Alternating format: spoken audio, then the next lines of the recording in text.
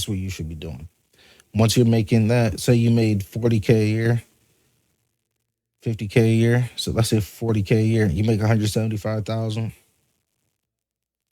That's what 215,000 a year that you're making off of your first business. But I'll tell you one thing: it's harder than it sounds. People aren't selling their businesses at a 2x. You got to negotiate. You got to lowball them because they're highballing you by 3x. No, they're selling their business at a 5x. Do not buy that business. Do not buy it. Buy it at a 2 or 3x. Stay safe, stay conservative until you're big balling. Then that's when you can buy it at a 10x, 5x, you know. Now, here's another way how you could get rich. You can start a side hustle. Multiple people have started side hustles and have gotten rich. Think about it. Every business that you see, every successful business, it had to be a side hustle at first, right? Think about it. It had to be a side hustle. I need that person who started that business needed another job from another person to fund their side hustle, to fund their business. Unless you started in like the 1800s and they were giving out loans like crazy to anybody who was white, not black. They was giving out loans to people who was white. So unless your business started then, if you're starting a business now or a side hustle and you got successful, it was a side hustle at the start. Your business was. So remember that. Content creation could also be a side hustle. And it can. I've seen content creators make millions. We've seen it on YouTube. We're in the social media era of money. You can make money on social media, getting views, getting sponsorships, getting brand deals. Sponsorships and brand deals is really how you get the money, but whatever. Views is what you need first to get the money. You need retention, you need watch time, you need all that. The top 20 podcasters in the world were released. The top richest 20 podcasters by Forbes. The 20th richest podcaster in the world is projected to make 18 million plus by the end of 2026. 18 million plus. The highest person, Joe Rogan, he's projected to make 82 million plus by the end of this year, right in their pockets. And guess what? These dudes don't pay jock taxes. They don't have entertainment taxes. They don't make money in different states. They make money in the same state, same podcast studio. They don't pay jock taxes. So they're only paying that 37%, another 4% in agent fees. They're paying about 40% in taxes and fees. Hey, plus state taxes, whatever. 40% in taxes and fees. That's what they're paying. Hey, 80 million, you take it home about 45, 50. That's good. That's Joe Rogan, though. That's the number one in the world. I think number two was like 70 million.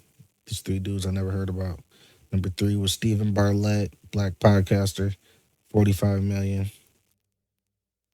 Charlemagne, he was I forgot Charlemagne's number, but he was at 27 million projected by the end of this year. Joe Budden was on the list.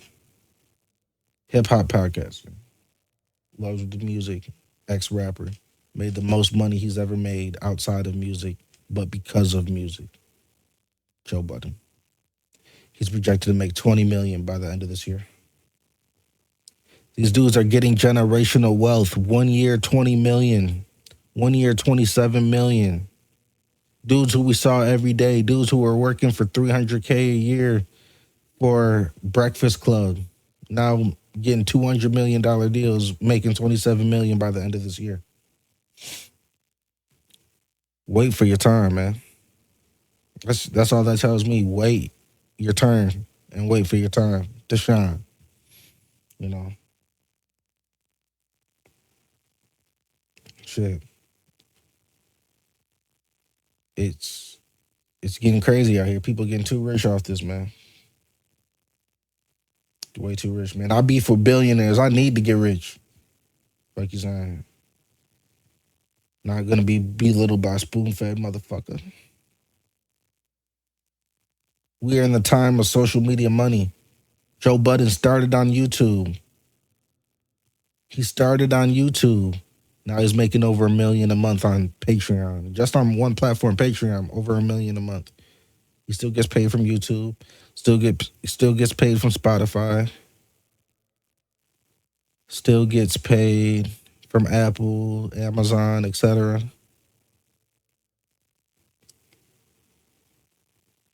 Joe Budden was the first podcaster to get a deal with Spotify. He obviously ended it. But you know how he got that deal? He just dropped an interview, him and the CEO.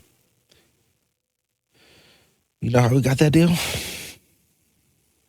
The CEO of the show emails Spotify and says, "Hey, can we get Joe Budden's podcast on his Spotify music channel? We're just trying to get views. We think their podcast is getting views. It's big. It'll get more views." They turned her down and told him no. 2 years later, 2 years later, they hit up Joe Budden, give him a deal worth millions. Took him 2 years to realize maybe we should expand this. This is a company. We want it to be a legacy company. We want to do this. We want to do that. Maybe, just maybe, we should invest in this. We should have podcasts on our platform. We should pay Joe Budden millions, man. And that's what they did, and that's what happened.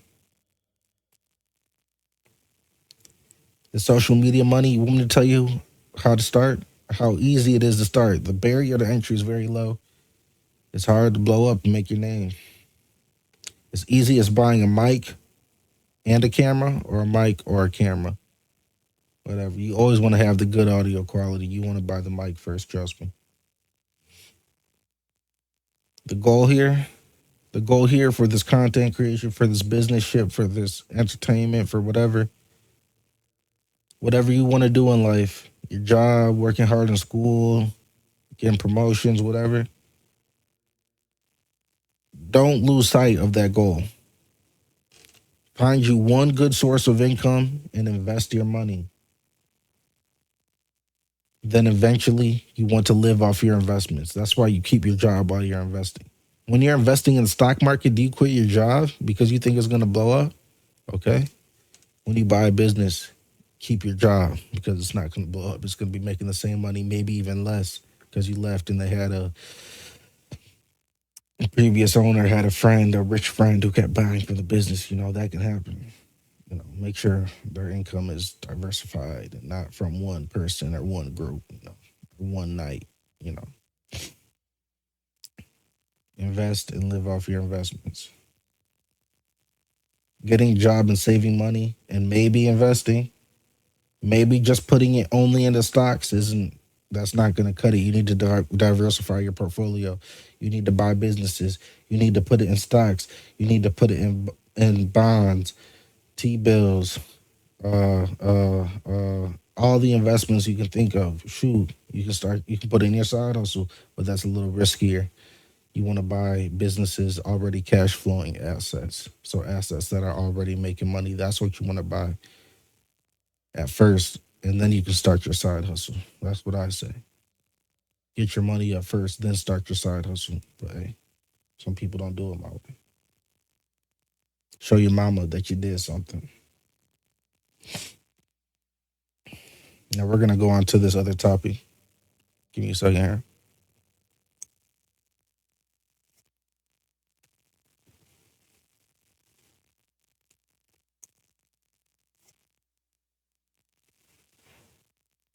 Can college get you rich?